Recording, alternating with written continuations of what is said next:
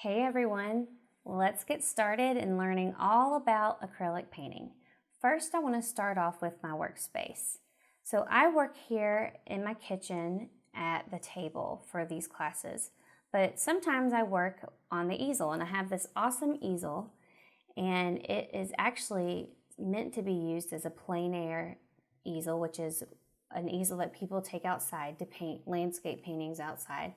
But it is awesome because it's a tabletop easel and a regular easel. It is great for small spaces. So if you live in a small home like I do, and especially if you work in your kitchen like I do, and you have a very small space, this is an excellent option for you to be able to work on large paintings, but also keep it small if you need to.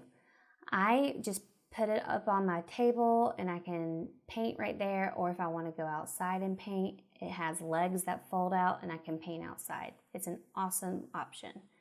But for my Skillshare classes, I always paint here at the table. And I just tape paper to the table. And the reason I do this is just because it's easiest to film that way. But I also paint this way when I'm painting on paper. I like to have it flat. It's just easier for me versus painting with it taped up on the easel. Just so you know, you do not have to have a fancy workspace.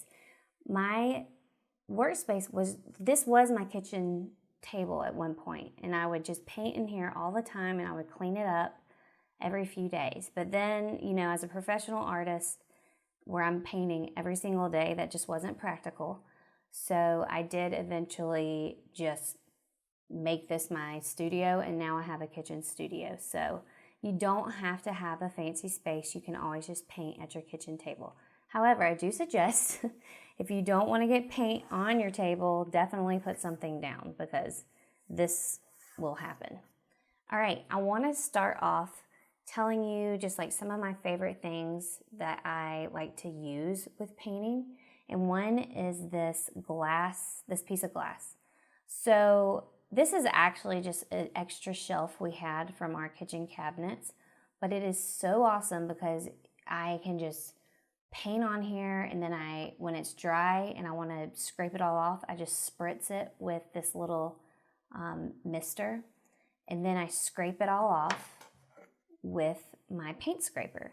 And this is an awesome way to not have to throw away paper plates, styrofoam plates, or disposable palettes, whatever. It's just a great way. And I love the way it just feels when I'm mixing paints. So glass palettes are awesome, and I will link some glass palettes if you don't have a good piece of glass at home. But if you don't have a space for a glass palette, they do make these cool disposable palettes. Some have a hole like this, so if you're standing up and painting, you may want to hold it and mix your colors and paint like that. Some don't come with a hole. You can probably get them in a bunch of different shapes, but this is great because it can peel off, and then so say you had paint on here, you were done, you can just peel it off and you have a fresh palette. So this is a great alternative if you do not have space for a glass palette, but I do love having my glass palette.